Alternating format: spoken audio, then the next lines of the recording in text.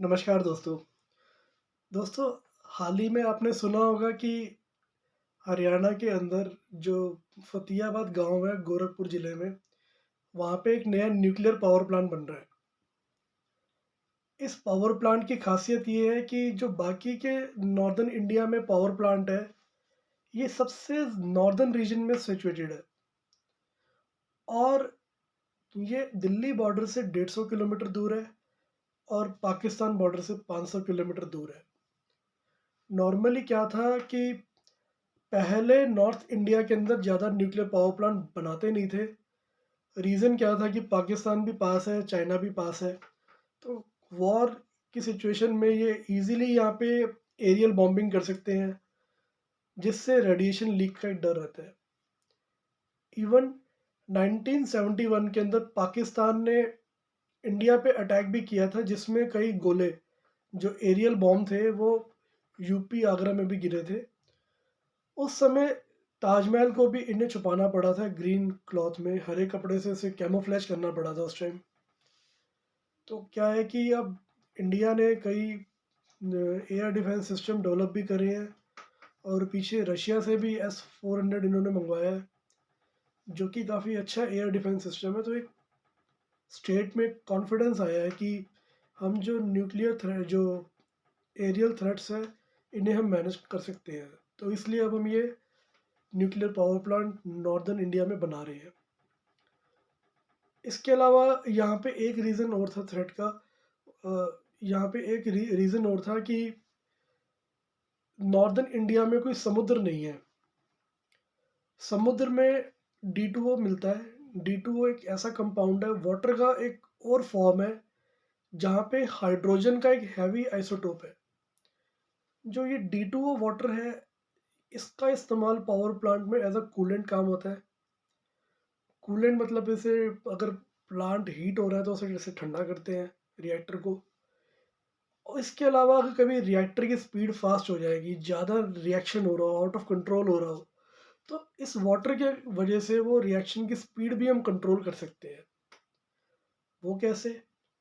क्या होता है कि न्यूक्लियर रिएक्शन, फिजन रिएक्शन के अंदर हमें चाहिए होता है कि न्यूट्रॉन्स स्ट्राइक करते हैं यूरेनियम के मॉलिक्यूल्स को, जब एटम्स को, जब वो स्ट्राइक करते हैं तो उससे और ज़्यादा हीट बनती है और ज़्यादा रिएक्शन की स्पीड बढ़ती है, जो कि कंट्रोलेबल भी हो सकता है। तो जब ये D2O के कांटेक्ट में आते हैं तो ये हाइड्रोजन जो हैवी हाइड्रोजन वाटर है, ये न्यूट्रॉन्स को वहाँ से निकाल लेता है। जो एक्स्ट्रा न्यूट्रॉन जो बन रहे हैं उन्हें खींच लेगा ये। उससे रिएक्शन की स्पीड दोबारा से स्लो हो जाएगी। ठीक है। और इसके अलावा एक रीज़न और है कि जो हमारी पंजाब, हरियाणा, दिल्ली, यूपी की जो बेल्ट है, ये सेस्मिक ज़ोन 3 में आती है। इसका मतलब ये है अगर यहाँ अर्थक्वेक आया तो फिर ज़्यादा डैमेज या फिर ज़्यादा तबाही हो सकती है, जिस वजह से भी रेडिएशन लीक का डर है। बट इसको भी हमने काउंटर किया है एक आर्किटेक्चरल चेंजेस से। जो मॉडर्न आर्किटेक्चर है जिसमें न्यूक्लियर प्लांट अभी ये बन रहा है, ये अर्थक्वेक प्रूफ है। मतलब अर्थक्वेक आएगा भी तो इससे कोई डैमेज नहीं होगा। तो इस वजह से ये पॉसिबल हो पाया है कि हम नॉर्दर्न इंडिया के अंदर भी पावर प्लांट बना रहे हैं। ऑलरेडी 3 पावर प्लांट या वर्किंग थे, ये चौथा बन रहा है। अब इस पावर प्लांट में खासियत क्या है, यहाँ पे इन्होंने 4 न्यूक्लियर रिएक्टर बनाने का प्लान किया है, जिनमें से 2 2025 तक बन के तैयार हो जाएंगे। 2018 में ये बनना शुरू हुआ था और 2025 तक 2 न्यूक्लियर रिएक्टर बन के तैयार हो जाएंगे। और इनकी जो कैपेसिटी रहेगी वो 750 700 से 750 मेगा वाट की रहेगी। कुल मिला के 1.4 गीगावाट की पावर ये प्रोड्यूस करेगा प्लांट, 2 न्यूक्लियर रिएक्टर से, यानी कि 1400 मेगावाट की, यानी कि 1.4 गीगावाट। ठीक है। तो नॉर्मली न्यूक्लियर रिएक्शन दो तरीके के होते हैं। एक होता है न्यूक्लियर फ्यूजन। फ्यूजन में क्या होता है, दो छोटे एटम्स, जैसे हाइड्रोजन के दो छोटे एटम मिलके बड़ा हीलियम बना दें, उस वजह से जो एनर्जी निकलेगी उससे भी हीट प्रोड्यूस होती है, रेडिएशन प्रोड्यूस होती है। यही वाला जो रिएक्शन है ये सन में चलता रहता है, जिस वजह से हमें सन की गर्मी मिलती है। इसके अलावा वहाँ पे फ्यूजन भी हो रहा है, फिजन भी हो रहा है, कई रिएक्शन हो रहे हैं, बट मेन रिएक्शन वहाँ फ्यूजन में, ये एक उसका एग्जाम्पल है। दूसरा होता है फिजन, जो इन रिएक्टर्स के अंदर होगा।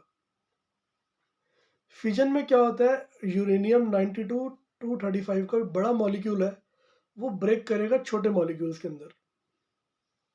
ठीक है, जो ये छोटे मॉलिक्यूल बनेंगे ये फर्दर आगे न्यूट्रॉन छोड़ेंगे, जो कि अगले मॉलिक्यूल को स्ट्राइक करेंगे, उससे और ज़्यादा न्यूट्रॉन बनेंगे, और ज़्यादा मॉलिक्यूल स्ट्राइक होंगे, और इसी चेन के अंदर गर्मी मिलेगी या रेडिएशन मिलेगी। अब इस रेडिएशन से क्या होगा, ये पानी को उबालेंगे, गर्म करेंगे, जो पानी उबल के भाप बनेगी उससे टरबाइन चलेगा। टरबाइन घूमने से क्या होगा, जनरेटर आगे चलेगा, जनरेटर चलने से फिर बिजली प्रोड्यूस होगी। देखो, न्यूक्लियर एनर्जी जो है खतरनाक भी है और ये अच्छी भी है।